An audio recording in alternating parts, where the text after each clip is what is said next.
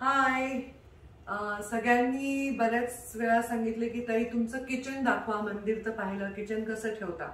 तर माझं किचन मी खूप छान ठेवते, पण आज किचन नाही दाखवणार. मी आज एक गोष्ट बनवते ती तुम्हाला दाखवणार आहे.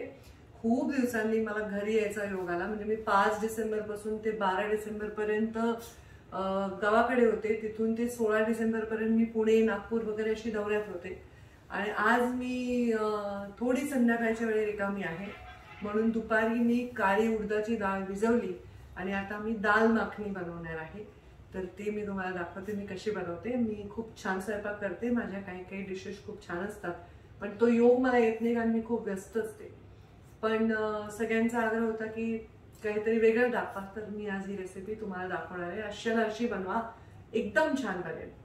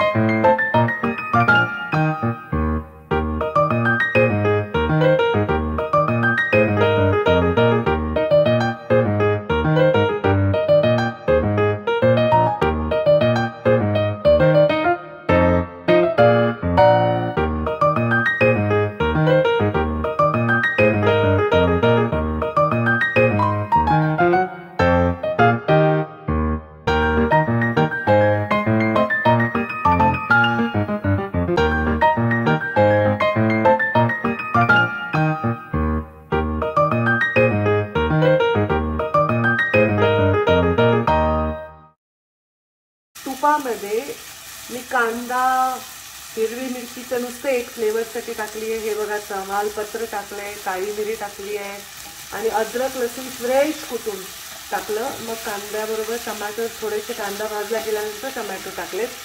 असा माझा छान डब्बा आहे पितळेचा, त्याच्यामध्ये अख्खे मसाले असतात. हे मला गिफ्ट केलं आहे आमदार सीमा हिरेच्या बहीणबाईंनी, आणि त्यांच्याकडे खूप मोठा पितळेचा संसार होता, मला तो खूप आवडला.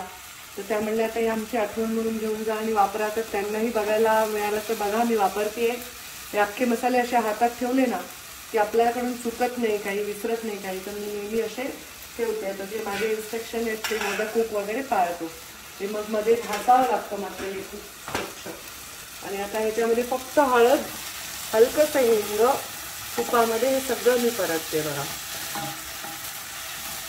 थोडंसं दालचिनीचा तुकडा, एक काळी मिरी 2-3 आणि बस, आणि तमालपत्र. हे छान आता भाजलं गेलं. आता काय करायचं, तर ट्रिक काय, हे भाजले ना तर त्याच्यातले तमालपत्र फक्त बाजूला काढायची आणि बाकी मिक्सरमधून थोडंसं पोघर फिरवून घ्यायचं. त्याची टेस्ट छान येते. म्हणजे भाजल्यावर मसाल्याची टेस्ट करावी, कच्चे टोमॅटो आणि प्याज पेस्ट करण्यापेक्षा त्याची टेस्ट खूप छान येते. तुम्ही ट्राय करून बघा.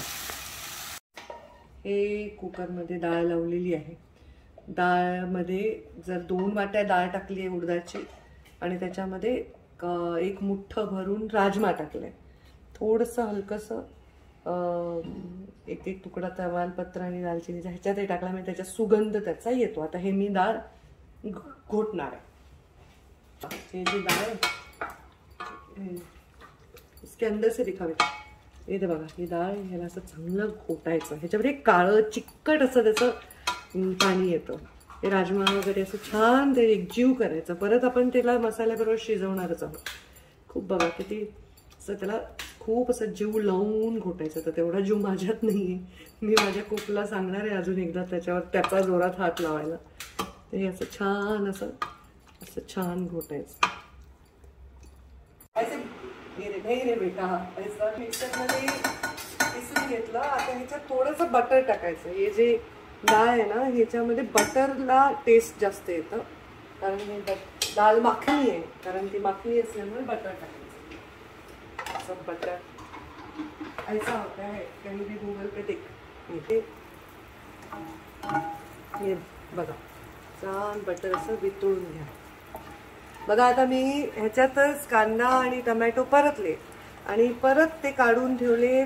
ज्याच्यात कापलं त्याच स्टीलच्या ताटलीत मी ते काढले आणि मग मिक्सरमध्ये काढले. म्हणजे माझे भांडे वाया गेले का, दुसरं भांडं याला त्याला दुसरं भांडं, स्टीलची ताटली वेगळी, परत वेगळा ट्रे, असं काही नाही केलं. आता ह्याच्यामध्ये थोडेसे जिरे टाकायचे. छान. मी तर मग अशा फोडणीत टाकला ते नुसता सुगंध येतो. बस.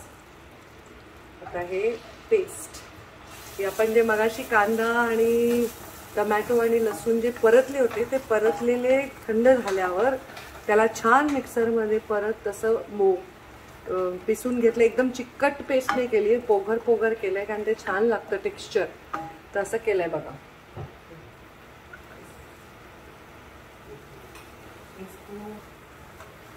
ते असं छान मिक्सरमधनं मी काढ. आता हे मिक्सरमध्ये जे उरेल ना त्याच्यात सुद्धा थोडंसं गरम पाणी टाकायचं आणि ते वापरायचं. गृहिणींनी एक चमचा सुद्धा अन्न वाया घालवायचं नाही.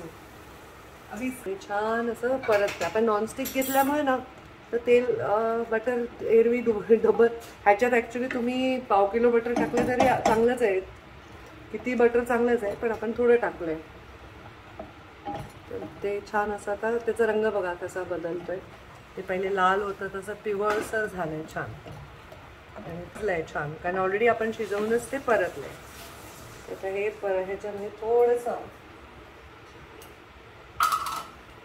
थोडंसं मीठ टाकायचं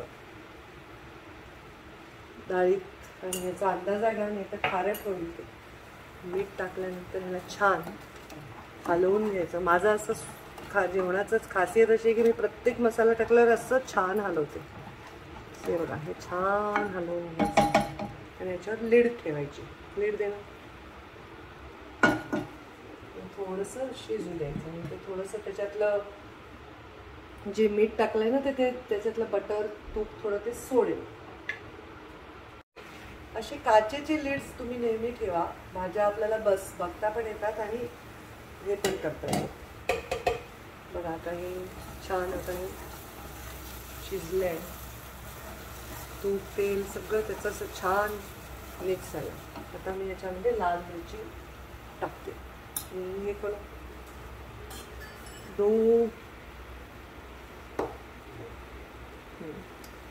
तर ही लाल मिरची पावडर आहे. माझ्याकडे अशा छोट्या छोट्या बरण्या आहेत, मी आणते. त्याच्यामध्ये मी माझे रोजचे मसाले एक्स्ट्रा भरून ठेवते. रोज इथे जरा पसारा होऊन जातो, मग थोडे थोडे काढतो आम्ही ह्याच्यामध्ये. ते हवाबंद डबे आहेत. तर हे बारीक कसा तिखट आहे, कारण हे तिखट आहे, म्हणजे याला म्हणतात तिखा लाल. 1 चमचा 1.5 चमचा तुम्हाला जसं हवं तसं टाका. आणि हे आहे मोठं तिखट आहे, थोडंसं तिखट लागतं पण रंग येत नाही. हे मिक्स करा, रंग येतो छान. बघा हे सगळं तिखट असं छान असं मिक्स करायचं. आणि आता धनिया पावडर 1 चमचा 1.25 चमचा धनिया पावडर. हे प्रमाण वगैरे मी तुम्हाला सांगू नाही शकणार, कारण मी कधी प्रमाण बघून स्वयंपाक करत नाही की 2 टमॅटो 3 कांदे 2 पाकळ्या लसूण, मला नाही कळत. मला फक्त माझा अंदाज असतो, मी त्याच्याप्रमाणे टाकत असते. तर बघायचा रंग किती छान आलाय. दोन्ही प्रकारचे तिखट टाकल्यामुळे छान आलाय रंग. म्हणजे आर्टिफिशियल रंग नका टाकू, मिरचीचाच रंग आहे. जिरा पावडर बच्चा, जिरा पावडर 1 चमचा जिराची पावडर. थोडं ह्या जिरा पावडर जास्त असते ह्या रेसिपीजमध्ये, पंजाबी स्टाईल. हळद थोडी कमी टाकायची बरं का, कारण वरणात हळद ऑलरेडी टाकली आहे. माझ्या कुकनी ऑलरेडी हळद टाकली, थोडी कमीच टाकायला पाहिजे, पण त्यांनी टाकली. आता हळद टाकली कमी की नाही छान रंग येतो त्याचा. ह्याच्यात थोडी आता बघा किती छान दिसते की नाही आपला मसाला. म्हणजे मला प्रत्यक्षात तो जास्त छान दिसतोय, तुम्हाला व्हिडिओमध्ये थोडा लाईट दिसतोय. आणखी 1 चमचा आता मी गरम मसाला पण टाकलाय, कारण तो सगळ्यात शेवटी टाकायचा, कारण हे मसाले सगळे शिजलेले असतात, ते कच्चे नसतात. त्यामुळे ते नंतर टाकायचे. जेव्हा आपण भाजी बनवत असू तर टमॅटो प्याज तेला मीठ टाकून शिजवल्यावर ते तेल सोडल्यावर मग बाकीचे मसाले टाकायचे.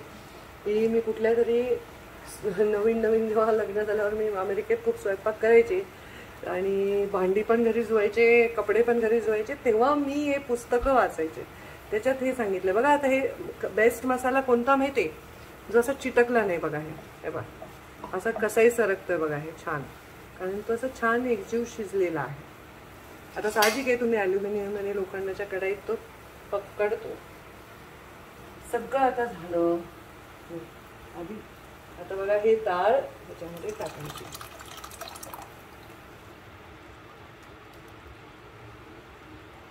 डाळ मस्त एकजीव घोटली होती मगाशी, त्याने थोडी हळद जास्त टाकली आधीच उतावळेपणाने. पण बघा हे एकजीव घोटली डाळ मस्त. आणि आता त्याच्यात आपण छानपैकी ते मिक्स करून घ्यायचं.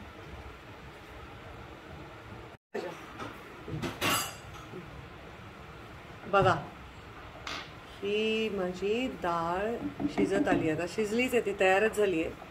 फक्त ह्याच्यामध्ये आता मी सगळं, मी सांगितलं तुम्हाला जास्त तिखट हवं असेल तर जास्त तिखट करा. हळद थोडी कमी घाला. माझ्या ह्याच्यात मी हळद आधीच घातल्यामुळे थोडं. पण बघा ह्याचा रंग किती छान आला, किती एकजीव झाली आहे अशी माझी मस्त डाळ.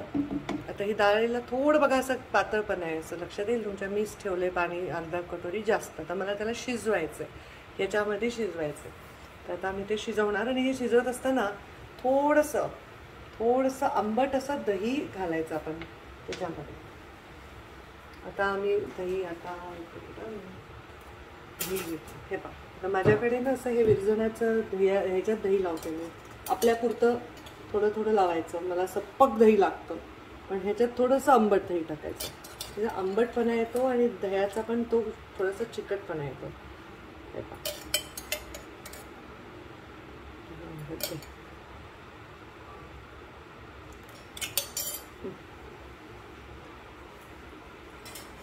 इससे ना खट्टास आ जाएगी और चिकनाहट. और अभी क्रीम तैयार रखना और कोथिंबीर. हे पहा मस्त मी हे दही टाकलंय. आता ते थोडंसं एकजीव होऊ द्या. तुम्ही जेव्हाही स्वयंपाक करता तेव्हा या अशा गोष्टी घेऊन या, किंवा तुमच्याकडे साधी ताटली असेल तर ती ठेवा. त्याच्यामध्ये तुमची चमचे तुम्ही ठेवायचे, कारण तुम्ही ओट्यावर ठेवता, गॅसवर ठेवता. तुम्ही त्या हळदीचे, तिखटाचे, तेलाचे डाग जात नाही, म्हणून नेहमी हे ठेवायला पाहिजे. बघा किती छान सुंदर एकजीव अशी डाळ झाली बघा. ही तुम्हाला ना थोडीशी लाईट दिसतीये, म्हणजे पिवळसर कॅमेरामध्ये, पण प्रत्यक्षात ती ह्याच्यापेक्षा थोडी काळी आहे, कारण ते कॅमेऱ्यात थोडं वेगळं दिसतंय ते. पण बघा इतकी छान एकजीव झाली आहे. ते दही घातल्यामुळे त्याच्यात छान असा हलकासा आंबूसपणा आलाय आणि मस्त. बघा आता हे बाजूला बघा कशी ती मस्त डाळ अशी झाली. आता ही घट्ट होईल थोडा वेळ, कारण ती डाळ पूर्ण पाणी पिऊन घेते. आता मी घरचं, जे आपली घरची साय असते ना, ही दाल मखनी रोज रोज बनवू नका, खूप हेवी असते. बटर, तूप, साय, क्रीम, ते घरची साय मी ह्याच्यामध्ये टाकणार आहे, कारण ह्याच्याने त्याचं खरं टेस्ट त्याच्यामध्ये आहे.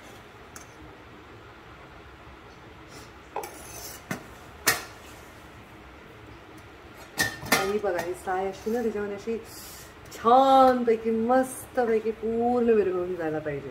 तर क्रीम दिसलं पाहिजे, पांढरटपणा दिसला पाहिजे. बघा काल तुम्हा सर्वांबरोबर मी यूट्यूब लाईव्ह केलं आणि योगायोगाने आजच संध्याकाळ फ्री मिळाली मला स्वयंपाक करायला छान.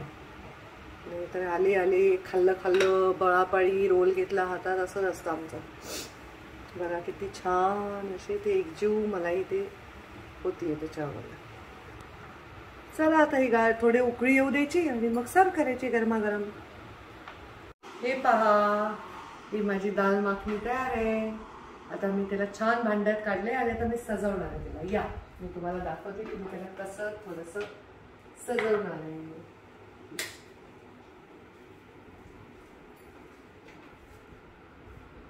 बटर टाकणार आहे मी थोडं, अगदी, कारण ऑलरेडी आपण शिजवताना भरपूर हेवी गोष्टी टाकल्यात. हे बटर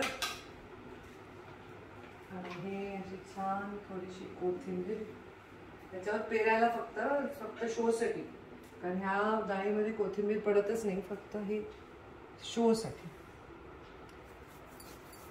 बघा मस्त दाल माखनी तयार आहे की नाही.